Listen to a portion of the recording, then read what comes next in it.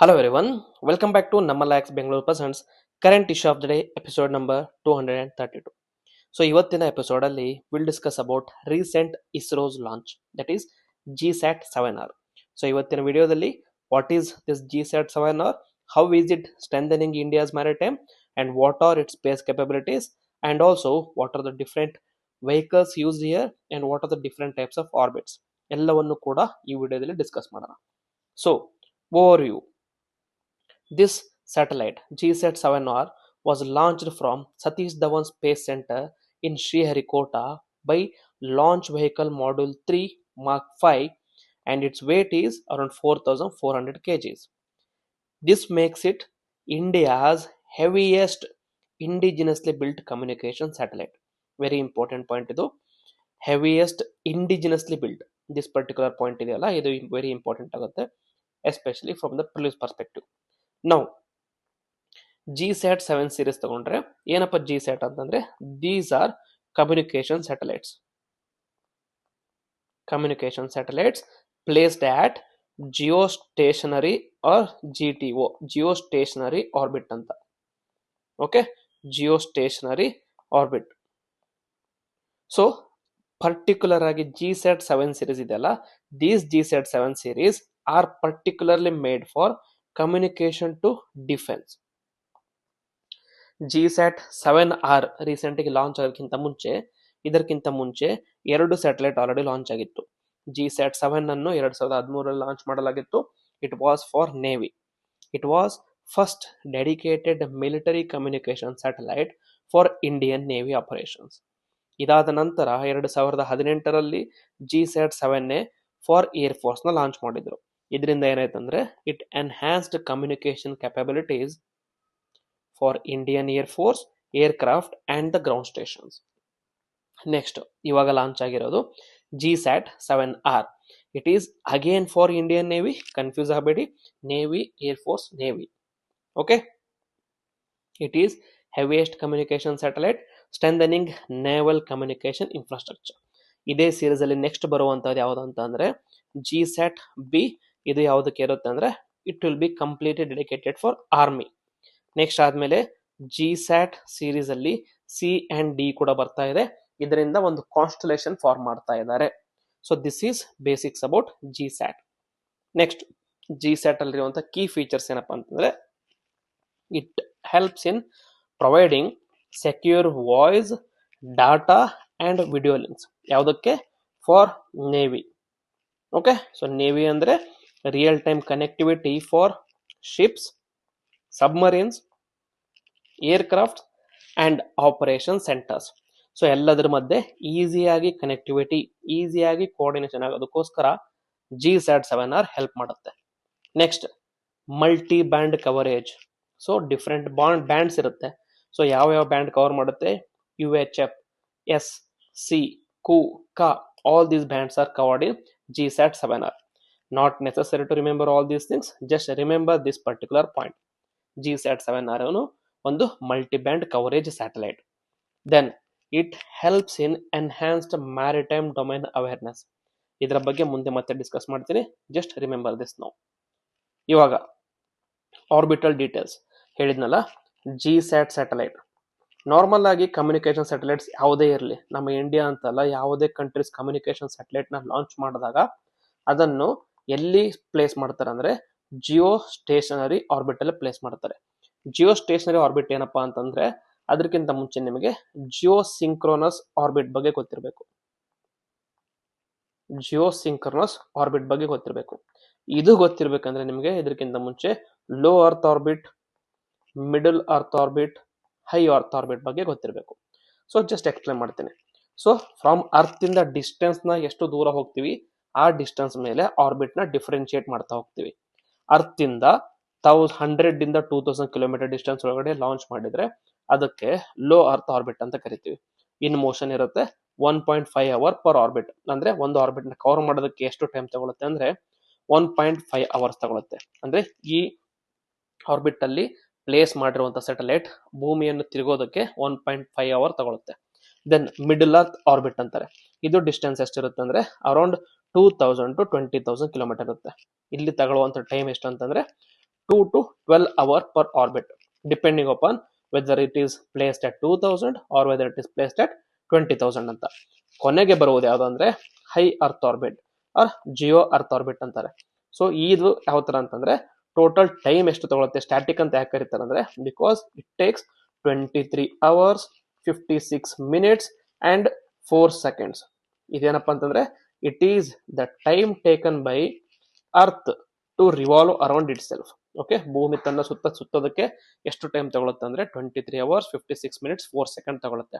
ಅಷ್ಟೇ ಟೈಮ್ ಅನ್ನು high earth orbit ಅಥವಾ ಜಿಯೋ ಸಿಂಕ್ರನಸ್ ಆರ್ಬಿಟ್ ಅಲ್ಲಿ ಪ್ಲೇಸ್ ಮಾಡಿರುವಂತಹ ಯಾವುದೇ ಸ್ಯಾಟಲೈಟ್ ಆದ್ರೂ ಕೂಡ ಅಷ್ಟೇ ಟೈಮ್ ತಗೊಳುತ್ತೆ. Okay, this is Jio synchronous satellite. ನೀವು ಕೇಳಬಹುದು ಹಂಗಿದ್ರೆ ಜಿಯೋ ಸಿಂಕ್ರನಸ್ ಮತ್ತೆ ಜಿಯೋ ಸ್ಟೇಷನರಿಗೆ ಡಿಫರೆನ್ಸ್ ಏನಪ್ಪಾ ಅಂತಂದ್ರೆ, so imagine this is earth. Okay, ಇದನ್ನ ಅರ್ತ್ ಅಂತ ಇಮ್ಯಾಜಿನ್ ಮಾಡ್ಕೊಳ್ಳಿ. ಇವಾಗ ಆರ್ಬಿಟ್ ಹೇಳ್ದಂಗೆ, ಸೊ ಅರ್ತ್ ಸುತ್ತ first before that this is equator. Okay, this is equator. So ಭೂಮಿಯ ಸುತ್ತ ಇನ್ಫಿನಿಟ್ ನಂಬರ್ ಆಫ್ ಆರ್ಬಿಟ್ಸ್ ನ ಫಾರ್ಮ್ ಮಾಡೋದು ನೀವು. ಟೀಟಾ ಅಥವಾ ಆಂಗಲ್ ಆಫ್ ಇನ್ಕ್ಲಿನೇಷನ್ ಚೇಂಜ್ ಮಾಡ್ತಾ ಹೋದಂಗೆ ಇನ್ಫಿನಿಟ್ ನಂಬರ್ ಆಫ್ ಆರ್ಬಿಟ್ಸ್ ನ ಪ್ಲೇಸ್ ಮಾಡ್ತಾ ಹೋಗೋದು. ಸೊ ಎಲ್ಲ ಪ್ಲೇಸ್ ಮಾಡಿರುವಂತಹ ಆರ್ಬಿಟ್ಸ್ ಎಲ್ಲದಕ್ಕೂ ಜಿಯೋ ಸಿಂಕ್ರನಸ್ ಆರ್ಬಿಟ್ ಅಂತ ಕರಿತೀವಿ, ಎಕ್ಸೆಪ್ಟ್ ಒನ್ ಪ್ಲೇಸ್. ಯಾವ್ದ್ಯಾವ್ದಪ್ಪ ಅಂತಂದ್ರೆ ಇಕ್ವೇಟರ್ ಅಲ್ಲಿ ಪ್ಲೇಸ್ ಮಾಡಿರುವಂತ ಆರ್ಬಿಟ್ ಗೆ ಜಿಯೋ ಸ್ಟೇಷನರಿ ಆರ್ಬಿಟ್ ಅಂತ ಕರಿತೀವಿ. ಇಕ್ವೇಟರ್ ಅಲ್ಲಿ ಪ್ಲೇಸ್ ಮಾಡಿರೋದಕ್ಕೆ ಏನಂತ ಕರಿತೀವಿ, ಜಿಯೋ ಸ್ಟೇಷನರಿ ಆರ್ಬಿಟ್ ಅಂತ ಕರಿತೀವಿ. ನೀವು ಕೇಳಬಹುದು ಯಾಕೆ ಅಂತಂದ್ರೆ ಟೀಟಾ ಈಕ್ವಲ್ಸ್ 0 ಇದ್ದಾಗ it is considered as geostationary. Geostationary ಅಂದ್ರೆ ಏನಪ್ಪಾ ಅಂತ ಕೇಳಿದ್ರೆ ಈ ಆರ್ಬಿಟ್ ಅಲ್ಲಿ, so around this particular equatorial orbit ಅಲ್ಲಿ ಪ್ಲೇಸ್ ಮಾಡಿರುವಂತ ಸ್ಯಾಟಲೈಟ್ ಏನಂತಂದ್ರೆ 23 hours 56 minutes 4 seconds ತಗೊಳುತ್ತಾ. ಅರ್ಥ ಕೂಡ ಅಷ್ಟೇ ಟೈಮ್ ತಗೊಳುತ್ತಾ. ಯಾವ ತರ ಆಗುತ್ತೆ ಅಂದ್ರೆ ಇಲ್ಲಿ ಪ್ಲೇಸ್ ಮಾಡಿರುವಂತದ್ದು ಯಾವ ಏರಿಯಾ ಅಥವಾ ರೀಜನ್ ನ ಕವರ್ ಮಾಡೋಕಂತಿರುತ್ತಲ್ಲ ಆ ರೀಜನ್ ಮೇಲೆ ಫಿಕ್ಸ್ಡ್ ಆಗಿ ಕಾಣಿಸ್ತಿರುತ್ತೆ ಅದು. Okay, cover set region completely fixated ಆಗಿರುತ್ತೆ. ಒಂದರ ರೀತಿ ಅರ್ಥದಿಂದ ನೋಡಿದ್ರೆ ಸ್ಟೇಷನರಿ ಕಾಣಿಸುತ್ತೆ ಅದು. ಓಕೆ, ಸ್ಟೇಷನ್ ಆಗಿ ಇರುತ್ತೆ ಒಂದೇ ಪ್ಲೇಸ್ ಅಲ್ಲಿ, ಅದಕ್ಕೋಸ್ಕರ ಜಿಯೋ ಸ್ಟೇಷನರಿ ಆರ್ಬಿಟ್ ಅಂತ ಕರಿತೀವಿ. Okay, hopefully it is clear now. So ಆ ಸ್ಯಾಟಲೈಟ್ ನ ಲಾಂಚ್ ಮಾಡಿದಾಗ ಯಾವ ತರ ಲಾಂಚ್ ಆಗ್ತಾ ಹೋಗುತ್ತೆ ಅಂದ್ರೆ ಡಿಪೆಂಡಿಂಗ್ ಆನ್ ದ ರಾಕೆಟ್ ಅಥವಾ ಲಾಂಚರ್. ಸ್ಟೇಜ್ ರಿಮೂವ್ ಆಗ್ತಾ ಹೋಗುತ್ತೆ. ರಿಮೂವ್ ಆದ್ಮೇಲೆ ಲೋಡರ್ ಏನಿರುತ್ತೆ, ಪೇಲೋಡ್ ಏನಿರುತ್ತೆ, ಪೇಲೋಡ್ ಓಪನ್ ಆಗ್ತಾ ಹೋಗುತ್ತೆ. ಇನ್ ದಿಸ್ ಕೇಸ್ ಅಲ್ಲಿ ಪೇಲೋಡ್ ಯಾವುದು, ಸ್ಯಾಟಲೈಟ್. ಸ್ವಲ್ಪ ಮುಂದೆ ಹೋದ್ಮೇಲೆ ಆರ್ಬಿಟಲ್ ಚೇಂಜ್ ಮಾಡೋದಕ್ಕೋಸ್ಕರ ಫ್ರಮ್ ಲೋ ಅರ್ತ್ ಆರ್ಬಿಟ್ ಹೋಗುತ್ತೆ, ನೆಕ್ಸ್ಟ್ ಮಿಡಲ್ ಅರ್ತ್ ಆರ್ಬಿಟ್ ಹೋಗುತ್ತೆ, ಮಿಡಲ್ ಅರ್ತ್ ಹೋಗ್ತಾ ನೆಕ್ಸ್ಟ್ ಆರ್ಬಿಟ್ ಹೋಗ್ತಾ ಹೋಗುತ್ತೆ. ಪ್ರತಿಯೊಂದು ಆರ್ಬಿಟ್ ಇಂದ ಪುಷ್ ಮಾಡುವಾಗಲೂ ಕೂಡ ಈ ರೀತಿ ಫೈರ್ ಬೂಸ್ಟರ್ ಇಂದ ಪುಷ್ ಮಾಡ್ತಾ ಹೋಗ್ತೀವಿ. ಫೈನಲಿ ಆರ್ಬಿಟ್ ರೀಚ್ ಆದಾಗ ಅದನ್ನ ಈ ರೀತಿಯಾದಂತ ಥ್ರಸ್ಟ್ ನ ಕೊಡನ್ನ ಬಿಡ್ತೀವಿ. ಓಕೆ, ಈ ರೀತಿಯಾಗಿ ಲೋ ಅರ್ತ್ ಆರ್ಬಿಟ್ ಅಥವಾ ಸರ್ಫೇಸ್ ಇಂದ low earth, middle earth, medium earth ಇಂದ ಜಿಯೋ ಸ್ಟೇಷನ್ ಆರ್ಬಿಟ್ ಅಲ್ಲಿ ಹೋಗಿ ಸ್ಯಾಟಲೈಟ್ ಆರ್ಬಿಟ್ ಅಲ್ಲಿ ಕೂರುತ್ತೆ. ಓಕೆ, ಅಗೇನ್ ಇನ್ನೊಂದು ಇಮೇಜ್ ನೋಡಿ. Low earth orbit, high earth orbit ಅಂದ್ರೆ ಇದು ಜಿಯೋ ಸಿಂಕ್ರೋನಸ್ ಆಗಿದೆ, ಯಾಕಂದ್ರೆ ಟೀಟಾ ಅಥವಾ ಆಂಗಲ್ ಯಾವುದೇ ರೀತಿ ಇದೆ. ಇದು ಜಿಯೋ ಸ್ಟೇಷನ್ ಅಂದ್ರೆ ಇನ್ನೊಂದು ಇಂಪಾರ್ಟೆಂಟ್ ಪಾಯಿಂಟ್ ಅಂದ್ರೆ Jio station orbit will always B circular and angle always be circular and angle will be always zero. Prelims ಅಲ್ಲಿ ಕೇಳುವಂತ ಚಾನ್ಸ್ ಇರುತ್ತೆ, ಅದಕ್ಕೋಸ್ಕರ ಎಂಫಸೈಸ್ ಮಾಡ್ತಾ ಇದ್ದೀನಿ. ನೆಕ್ಸ್ಟ್ ಆಲ್ಟಿಟ್ಯೂಡ್ 35,786 ಇರುತ್ತೆ. ಯಾಕೆ ಅಲ್ಲಿ ಪ್ಲೇಸ್ ಮಾಡುತ್ತಾರೆ ಅಂದ್ರೆ it benefits for continuous communication over Indian ocean region. Stationary orbit ಅಂದ್ರೆ satellite remains fixed over one point on earth equator, enabling continuous communication coverage over any part of the earth in this particularly Indian Ocean region. So ನಾವು place ಮಾಡಿರುವಂತ Jio sat 7R ಯಾವ region cover ಮಾಡುತ್ತೆ ಅಂದ್ರೆ it covers Indian ocean region. Okay, ಯಾವುದೇ ಟೈಮಲ್ಲೂ ನೋಡಿದ್ರು ಕೂಡ it only covers that particular region. Okay, next launch vehicle that is LVM-3.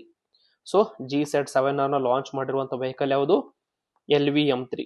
So ಈ LVM-3ಗೆ ಮುಂಚೆ ಏನ್ ಕರಿತಿದ್ರು ಅಂತಂದ್ರೆ ಇದಕ್ಕೆ GSLV Mark 3 ಅಂತ ಕರಿತಾ ಇದ್ರು. GSLV Mark 3 ಅಂದ್ರೆ it was also called as Baahubali of ISRO ಅಂತ ಕರಿತಿದ್ರು. ಯಾಕೆ ಅಂತಂದ್ರೆ ಹೈಯೆಸ್ಟ್ ಪೇಲೋಡ್ ಕ್ಯಾರಿ ಮಾಡುವಂತ ಕೆಪಾಸಿಟಿ ಯಾವ ವೆಹಿಕಲ್ ಇತ್ತಂದ್ರೆ GSLV Mark 3ಗೆ. ಲೇಟರ್ ಅದನ್ನ ನೇಮ್ ನ LVM-3 ಅಂತ ಮಾಡಿದ್ದಾರೆ. ಇಸ್ರೋ ಹತ್ರ ಲಾಂಚ್ ವೆಹಿಕಲ್ಸ್ ಅಲ್ಲಿ ಎರಡಿದೆ ಇವಾಗ ಸದ್ಯಕ್ಕೆ, PSLV, GSLV ಅಂತ ಇರುತ್ತೆ. PSLV ಅಂದ್ರೆ polar satellite launch vehicles. Normally low earth orbit ಅಥವಾ ಮೀಡಿಯಂ ಅರ್ತ್ ಆರ್ಬಿಟ್ ಅಲ್ಲಿ ಪ್ಲೇಸ್ ಮಾಡುವಂತ ಸ್ಯಾಟಲೈಟ್ ನ PSLV ಲಾಂಚ್ ಮಾಡುತ್ತೆ. GSLV Jio synchronous launch vehicle ಅಂತಾರೆ. ಸೊ ಹೆಸರು ಹೇಳುವಂಗೆ ಹೈ ಅರ್ತ್ ಆರ್ಬಿಟ್ ಅಲ್ಲಿ ಪ್ಲೇಸ್ ಮಾಡೋಕಿದ್ರೆ GSLV ಅಂತ ಕರೀತಾರೆ. ಸೊ ರೀಸೆಂಟ್ ಆಗಿ SSLV ಅಂತ ಲಾಂಚ್ ವೆಹಿಕಲ್ ಡೆವಲಪ್ ಮಾಡಿದ್ರೆ ಇಸ್ರೋ ಅವರು. ಇದು ಸ್ಮಾಲ್ ಸ್ಯಾಟಲೈಟ್ ಲಾಂಚ್ ವೆಹಿಕಲ್ ಅಂತ. ಓಕೆ, ಸಿಂಪಲ್ ಸ್ಮಾಲರ್ ಪೇಲೋಡ್ ಇರುತ್ತಲ್ಲ ಅದನ್ನ ಲಾಂಚ್ ಮಾಡೋದಕ್ಕೋಸ್ಕರ ಸ್ಮಾಲ್ ಸ್ಯಾಟಲೈಟ್ ಲಾಂಚ್ ವೆಹಿಕಲ್ ಅಂತ ಕರೀತಾರೆ. ಸೊ ಇಂಡಿಯಾದಲ್ಲಿರುವಂತ ಲಾರ್ಜೆಸ್ಟ್ ಲಾಂಚ್ ವೆಹಿಕಲ್ ಯಾವ್ದು ಅಂತಂದ್ರೆ LVM-3 ಲಾಂಚ್ ವೆಹಿಕಲ್. ಓಕೆ, ಈ PSA ಅಲ್ಲಿ 4 ಸ್ಟೇಜ್ ಇರುತ್ತೆ, GSLV ಅಲ್ಲೂ ಕೂಡ 4 ಸ್ಟೇಜ್ ಇರುತ್ತೆ. ಬಟ್ LVM-3 ಅಲ್ಲಿ ಇಂಪಾರ್ಟೆಂಟ್ ಏನಪ್ಪಾ ಅಂದ್ರೆ ಬರೀ 3 ಸ್ಟೇಜ್ ಇರುತ್ತೆ. But it is more powerful than both of these 4 stage engines. Okay, so first stage ಏನಿರುತ್ತೆ ಅಂದ್ರೆ first stage with 2 strap on rocket boosters. First stage ಅಲ್ಲಿ ಸಾಲಿಡ್ ಬೂಸ್ಟರ್ಸ್ ಇರುತ್ತೆ S200 ಅಂತ. Next second stage with 2 Vikas engines, this is liquid core ಇರುತ್ತೆ. And final stage and the most powerful stage ಯಾವ್ದಪ್ಪ ಅಂದ್ರೆ C-25 cryogenic ಅಂತ. Stage ಏನಂತಂದ್ರೆ launch ಮಾಡಿದಾಗ first stage ಬೂಸ್ಟ್ ಮಾಡುತ್ತೆ, ಒಂದು ಹೈಟ್ ನ ರೀಚ್ ಆದ್ಮೇಲೆ ಆ ಲಾಂಚ್ ಅಥವಾ ಆ ಸ್ಟೇಜ್ ಏನಾಗುತ್ತೆ ಎಕ್ಸಿಟ್ ಆಗುತ್ತೆ. ನೆಕ್ಸ್ಟ್ ಒಂದು ಡಿಸ್ಟೆನ್ಸ್ ಲಾಂಚ್ ಆದ್ಮೇಲೆ ಆ ಸ್ಟೇಜ್ ಎಕ್ಸಿಟ್ ಆಗ್ತಾ ಹೋಗುತ್ತೆ. ನೆಕ್ಸ್ಟ್ ಫೈನಲ್ ಪೇಲೋಡ್ ನ ರೀಚ್ ಮಾಡುವಂತ ಟೈಮ್ ಅಲ್ಲಿ ಕ್ರಯೋಜೆನಿಕ್ ಇಂಜಿನ್ ಬರ್ಸ್ಟ್ ಆಗಿ ಅದು ಕೂಡ ಡಿಟ್ಯಾಚ್ ಆಗುತ್ತೆ.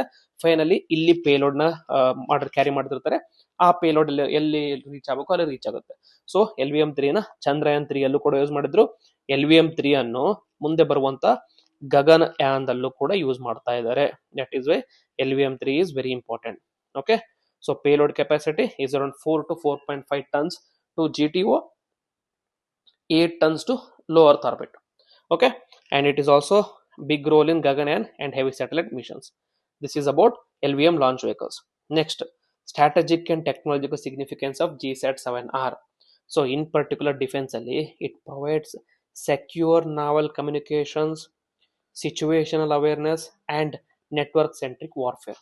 Very important, especially considering the geopolitical tension in Indo-Pacific region. Very important ಇದು.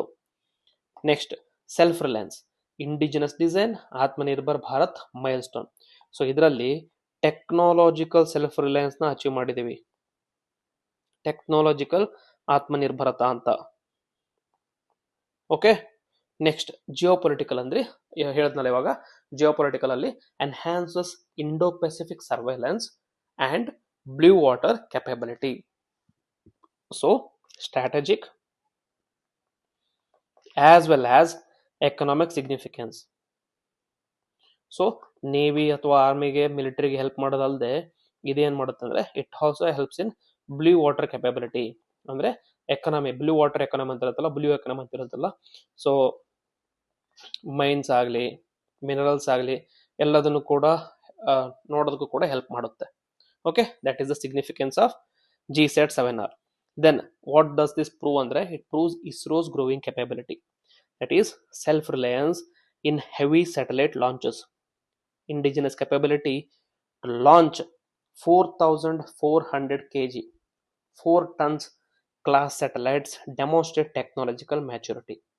Next, reduction of dependence on the foreign launchers. So PSLV GSLV launch ಮಾಡೋದಕ್ಕಿಂತ ಮುಂಚೆ ಅಥವಾ ಅದರಲ್ಲಿ ಸೆಲ್ಫ್ ಸಸ್ಟೈನೆನ್ಸ್ ಅಥವಾ ಸೆಲ್ಫ್ ರಿಲಯನ್ಸ್ ನ ಪಡೆಯೋದಕ್ಕಿಂತ ಮುಂಚೆ ಇಸ್ರೋ ಅವರು ವೇರ್ ಹೆವಿಲಿ ಡಿಪೆಂಡೆಂಟ್ ಆನ್ ರಾಸ್ಕಾಸ್ಮೋಸ್. ಯಾವ್ದಿದ್ರು ರಾಸ್ಕಾಸ್ಮೋಸ್ ಅಂದ್ರೆ ರಷ್ಯನ್ ಇಸ್ರೋ ತರ. ಸೊ ರಷ್ಯನ್ ಸ್ಪೇಸ್ ಏಜೆನ್ಸಿಗೆ ರಾಸ್ಕಾಸ್ಮೋಸ್ ಅಂತ ಕರಿತೀವಿ. ಜೊತೆಗೆ we are also focused on CRNA, not CRNA, okay correct, French satellite, France ಅವರ ಇಸ್ರೋ ತರ. ಓಕೆ, ಫ್ರಾನ್ಸ್ ಅವರ ಸ್ಪೇಸ್ ಮಿಷನ್ ಅವ್ರ ಮೇಲೂ ಕೂಡ ಜಾಸ್ತಿ ಡಿಪೆಂಡ್ ಆಗಿರ್ತಿದ್ವಿ. ಸೊ ಆವಾಗ only sounding launch vehicles, small launch vehicles ಅಷ್ಟೇ ಡೆವಲಪ್ ಮಾಡಿದ್ವಿ. ಇವಾಗ ಏನ್ ಮಾಡಿದ್ವಿ, we have achieved self sustenance in cryogenic engine as well. Okay, LVM-3's proven track record eliminates need for international launch services.